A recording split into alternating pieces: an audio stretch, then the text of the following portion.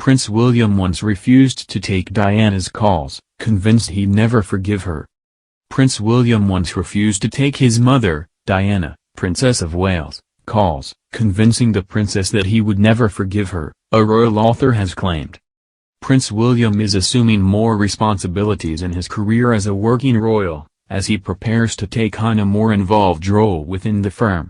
The Duke of Cambridge is second in line to the throne, a position he secured on the day of his birth. William has been preparing for his role in the monarchy since he was a child. He has followed in his predecessor's footsteps and dedicated his life to service. As a teenager, the Duke became acutely aware of the challenges that come with being in the full glare of the public eye.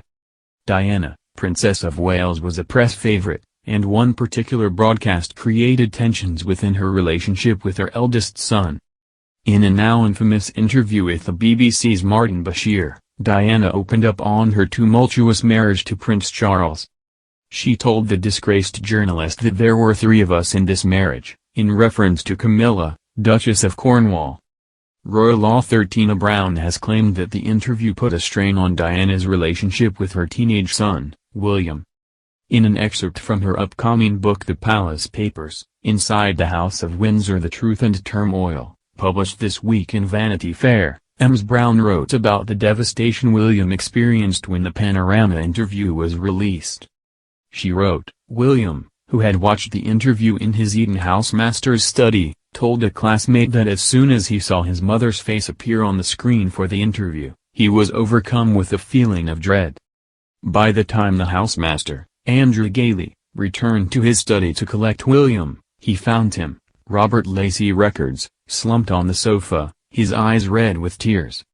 He pulled himself together to rush back to his room. But when, an hour later, Diana telephoned on the house phone, William refused to take the call. Diana was convinced he would never forgive her. She kept asking Simone Simons, the prince's psychic, 'What have I done to my children?' The interview aired on a Monday night, and by the time William returned to Kensington Palace to see his mother at the end of the week, he was incensed. In 2020, Mr. Lacey wrote about the incident in the Daily Mail. He quoted Ms. Simons, "All hell broke loose." He was furious that she had spoken badly of his father, furious that she had mentioned Hewitt. He started shouting and crying, and when she tried to put her arms around him, he shoved her away. The Duke of Cambridge apologized to his mother the day after with a bunch of flowers, but Diana had a feeling that some irretrievable damage had been done. Prince Harry, who was still at Loughgrove School, chose not to watch the broadcast but was later angry with Bashir for his invasive questions, not with his mother's decision to answer them.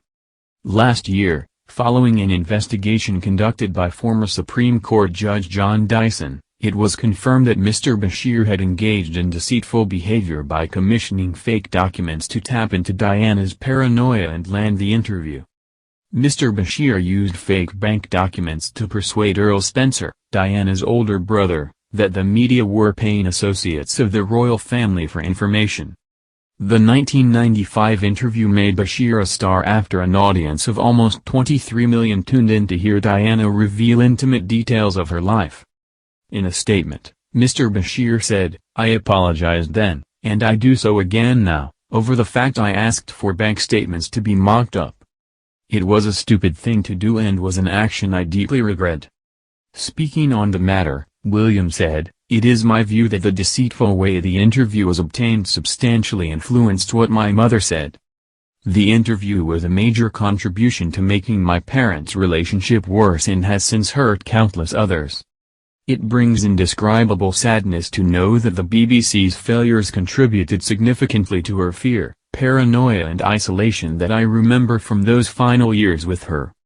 The Palace Papers is written by Tina Brown and will be published by Century on April 26.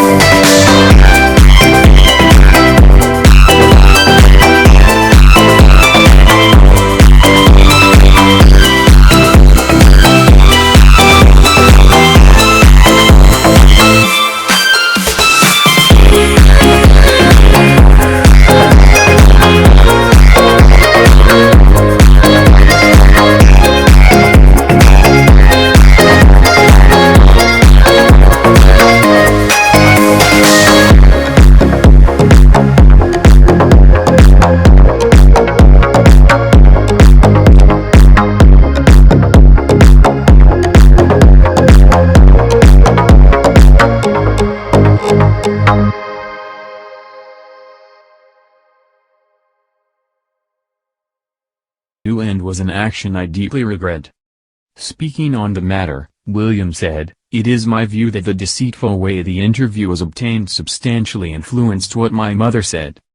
The interview was a major contribution to making my parents' relationship worse and has since hurt countless others.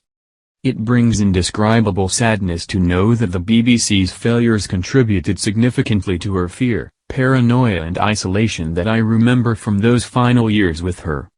The Palace Papers is written by Tina Brown and will be published by Century on April 26.